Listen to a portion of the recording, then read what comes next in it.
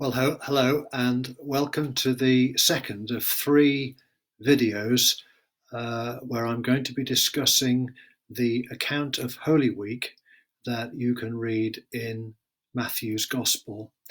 And this video is specifically about chapter 25, which contains three parables that Jesus told during Holy Week.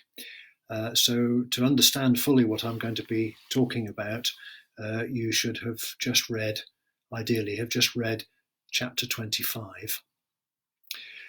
But before we go into the parables themselves in chapter 25, let's just remind ourselves of the context in which they were told.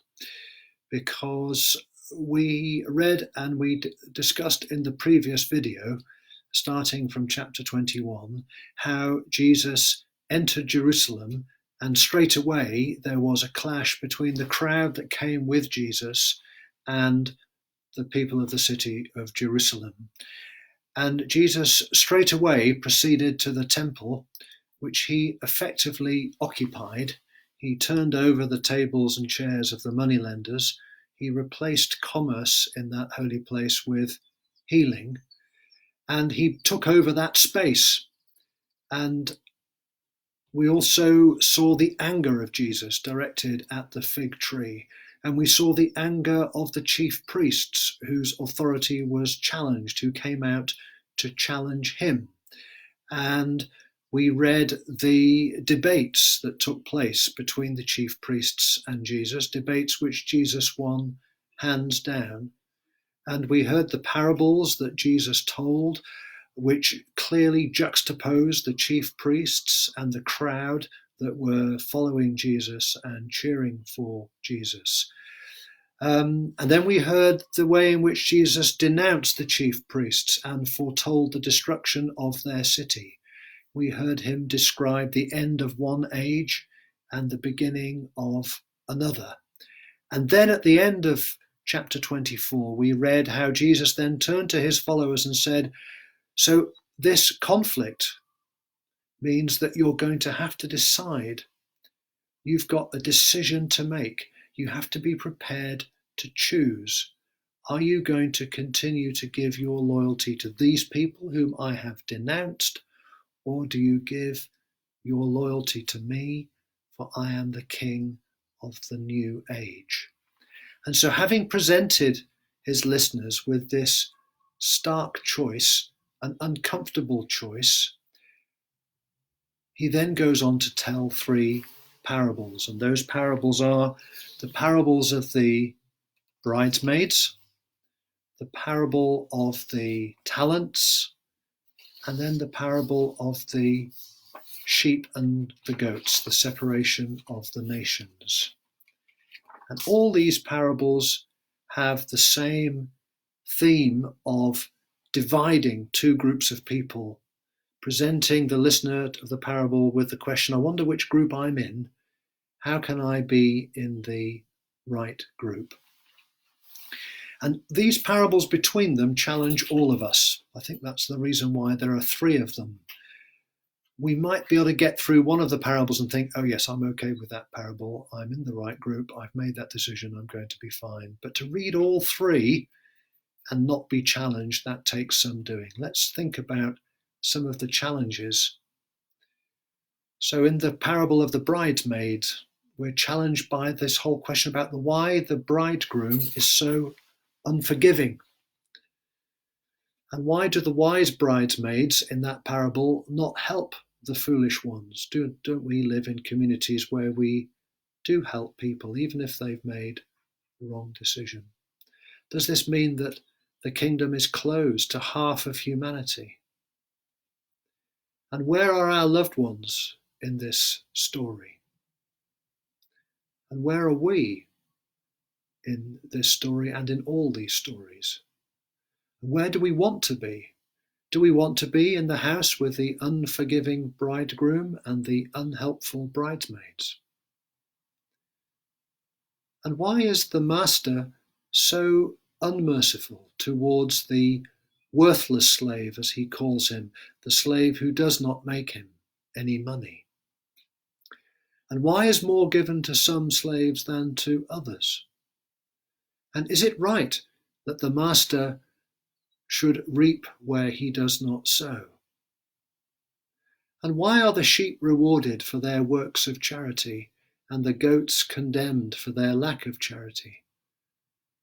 If you thought that you were saved by God's grace and not by works, you would look at that parable and wonder how that parable fits. I heard that parable a lot in my school days. I had a very strict French teacher who used to give us a homework, and then he would say to us, "This will sort out the sheep from the goats." And we found out what he meant when he started marking our homework. He already had a fearsome reputation, so before we came into his class, so we tried very hard to get his homework right. But the first time we handed in a homework and he came back and marked it, he came into the classroom with a really angry face. His face looked like the colour of a beetroot almost. And he shouted at us as he threw our exercise books across the classroom. And we opened our exercise books. Some of us had to retrieve them from the floor where they landed. And what we found that he did was that when he set you a homework, he would give you a tick every time you got something right until you got to one thing that you got wrong. And then he'd put a big cross, and then he wouldn't carry on, continue marking after that, and he would write 0 out of 20. There were 2 marks in his class, 20 out of 20 and 0 out of 20. So what he was saying to us is that you're either sheep or goats. You either get 100% of this right and concentrate and get it all right, or you don't. So, of course, in the end, we benefited from the very high standards that he set, and we learned a lot of French. I think he used that story of the sheep and goats exactly right, because all these parables are challenging parables about being prepared, about being fully committed, and about being 100% present. But the parable of the 3 that I probably find most challenging is the second parable. And I'm going to talk about the parable of the talents now. I preached on this in our church almost 3 years ago. And some of you will, if you were paying attention then and you're paying attention now and you have good memories, you will recognize what I'm going to say. Because I'm going to start off by using the picture. I put it on the Facebook page, but let's see if I can hold the picture up. I want you to look at this picture. It's a prize-winning, can you see it? It's a prize-winning photograph. There we go.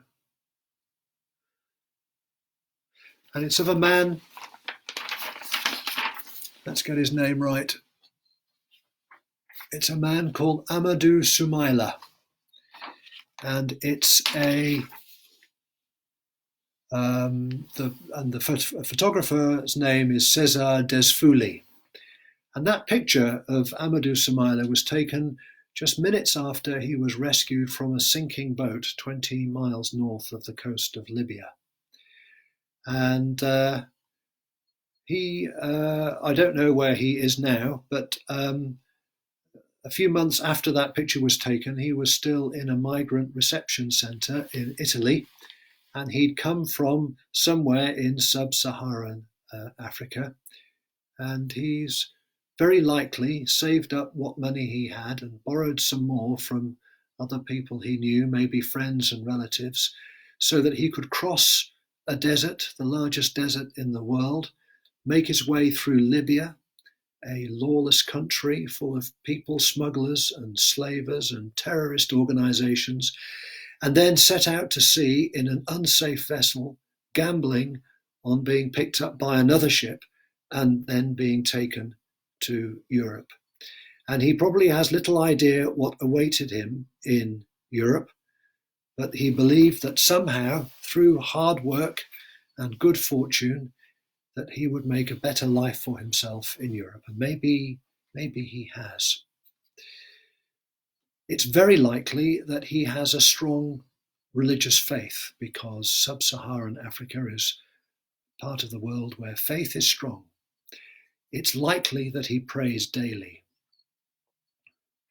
So although I don't really know his story, thanks to the photograph, I can look into his eyes. And I wonder what you see when you look into those eyes. Determination, faith, fear.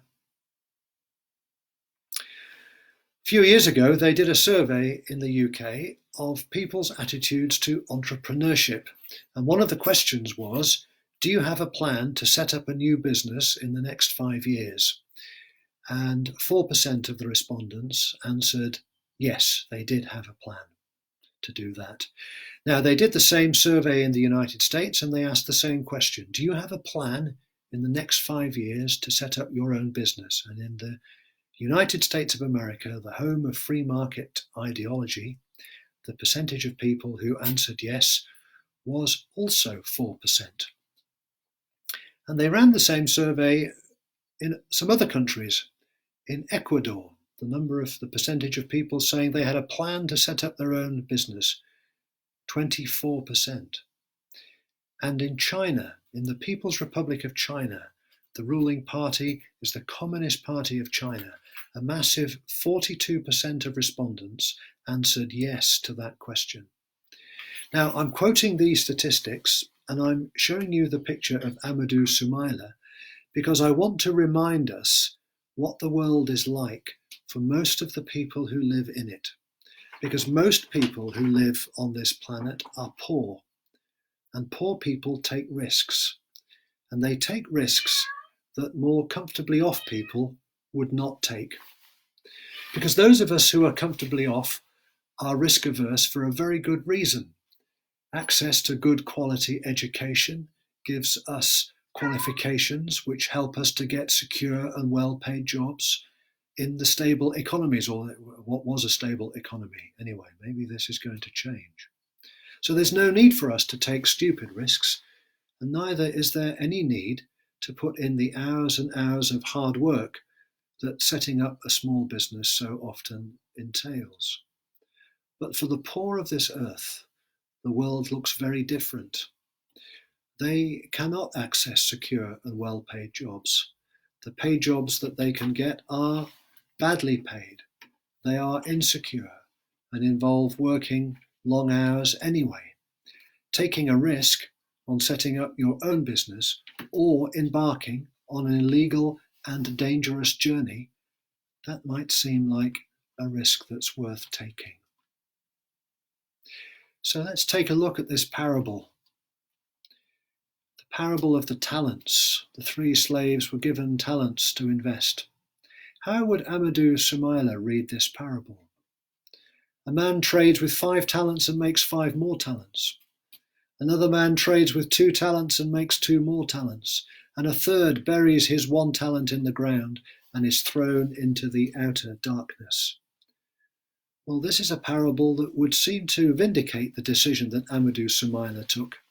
It describes a world where those who take risks are rewarded, and those who are scared to take risks end up in the outer darkness. Amadou hopes to God that this is the way that the world is. If this parable describes the kingdom of heaven, well, Amadou says, bring it on, brother. Amadou is ready for this kingdom. But this parable has a twist at the end. It's not as straightforward a parable as we would like it to be. That is an awfully long conversation between the master and his slave who was only given the 1 talent. And it's a very odd conversation. The master says this, you ought to have invested my money with the bankers, and on my return I would have received what was mine own with interest.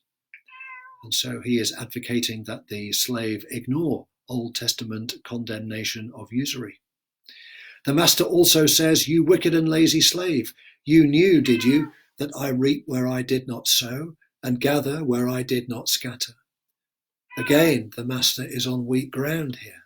The Old Testament is pretty clear on this. In Genesis, Adam is told, by the sweat of your brow you will eat your food. And the prophets are often saying, you will reap what you have sown. And Paul uses the same imagery in his letters. And why has the master even distributed his wealth so unequally? Why does he not give each of his slaves? Why does each of his slaves have to work out what to do on their own? The God of the Old Testament led his people out of slavery as a people, and the laws he gave them emphasized the need to share resources fairly. Who is this master, anyway? Now, normally we assume that the master figure or the king figure in the parables represents God, so that the things that the master figure says and the things that he does tells us how things are in God's kingdom. Now, if we follow that logic, then we can take it from the parable that the kingdom of God is a place where risk-taking will always pay off and will always be rewarded. If this is the kingdom that we as a church are pointing people towards, then it follows that we should also be risk-takers as a church, and we should be tolerant of the risk-takers who are in our midst, and we should trust them with our resources. But if that is the intention of this parable, it is decidedly awkward that the master figure says and does so many things that are contrary to the laws of God as they are presented to us in the Old Testament. So we have to be open to a different understanding of this parable. In this understanding, the master is not God, and the arrangements he makes with his slaves are not the way that the kingdom of God works. Rather, this is a description of the way the world is now. It describes a world where the masters reap where they have not sown and gather where they have not scattered. A world where it is the slaves who have to take all the biggest risks. This is not the kingdom of God. It is the opposite of the kingdom of God, and the man who has only one talent knows it. He took his talent and buried it in the ground, and afterwards accused the master of reaping where he did not sow. Maybe he is the man we have to listen to. Maybe he is the one who knows where the kingdom of God is to be found. And that would mean that we, as the church, we have to point people towards the kingdom that this man is showing us. A kingdom where we resist the instructions we receive to go chasing after wealth and ignoring the needs of our community for fairness and equality. And that would mean that far from giving all the entrepreneurs among us unlimited freedom to take risks, the church needs to listen to those among us who are inclined to be cautious and to be patient. So which way shall we read this parable? Before we decide, let's just take one more look into the eyes of Amadou Sumaila. What is the kingdom of God he needs? He has made it to Europe, the place where he hopes his hard work and ability to take risks will be rewarded. How he must be hoping that Europe will really live up to his expectations. Is that the best thing that can happen now? That he works hard and doubles his money? Is that the kingdom that he needs? Do those eyes remember the suffering he has gone through to get to Italy?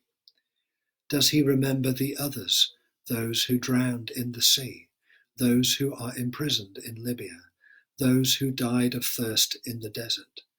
And does he remember the people smugglers who make their money out of the willingness of others to take risks, reaping where they do not sow? And does he remember those whom he has left at home, those who lent him money so he could take this incredible risk?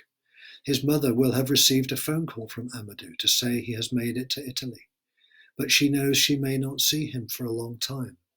Think of the poverty and the lack of opportunities in the community where Amadou grew up, the poverty that led him and so many others to take these extraordinary risks. So how shall we read this parable? Because it's not clear-cut, is it?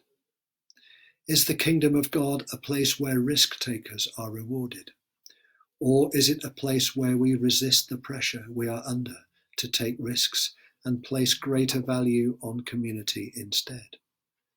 Are we a church of entrepreneurs, or are we a church that holds fast to the eternal truths of justice? Or can the Spirit work within us so that we can be both? Can we at all times hear the warnings this parable contains so we can find our way to the kingdom of God and lead others to it also? Because we must decide.